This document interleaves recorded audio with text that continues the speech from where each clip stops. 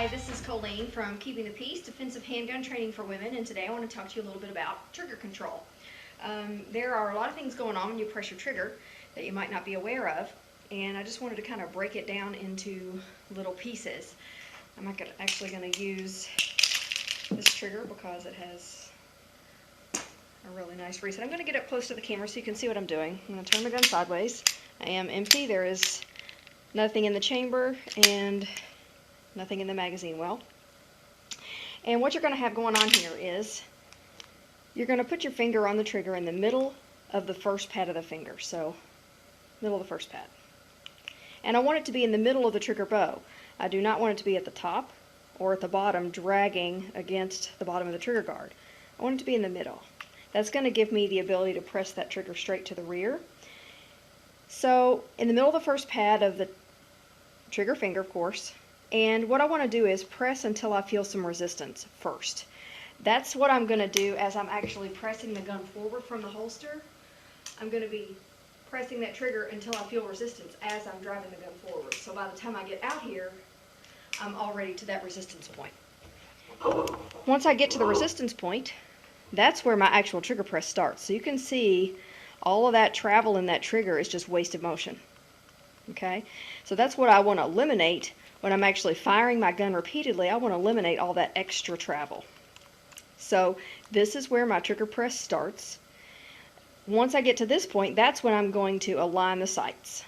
I do not want to align the sights, then place my finger on the trigger, then align my sights again. That's a waste of time. It's doubling what you're doing, and it's unnecessary and a waste of time.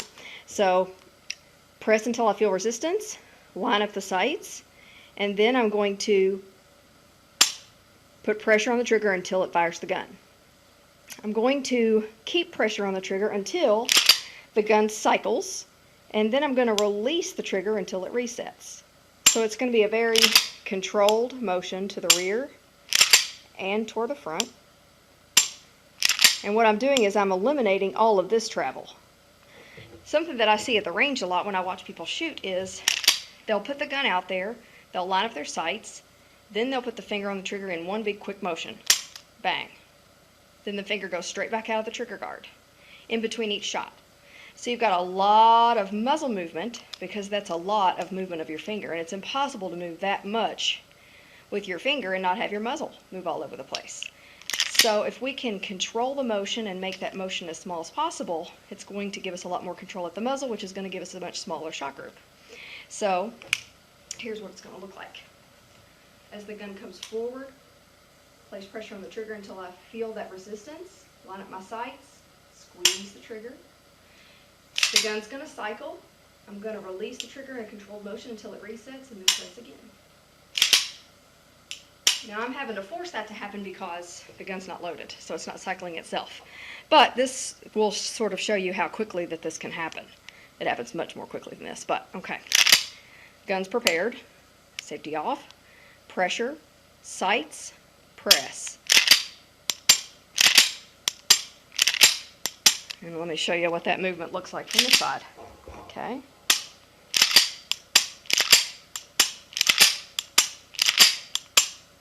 Okay, there's no wasted movement with the trigger finger. It's not coming completely off and going back on, completely off, coming back on. It's actually maintaining pressure on the trigger at all times. It's just decreasing and increasing. So pressure is maintained. It's just increased, decreased, increased, decreased, increased, decreased.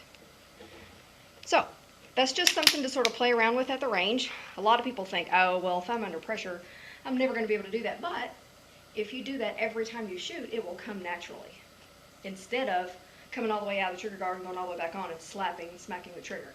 If that's what comes naturally to you, you're going to have erratic shot patterns. So just try it out, see what you think, and get back with me. Leave me a comment and tell me what you think about it. If you're already doing this, then of course I'm preaching to the choir.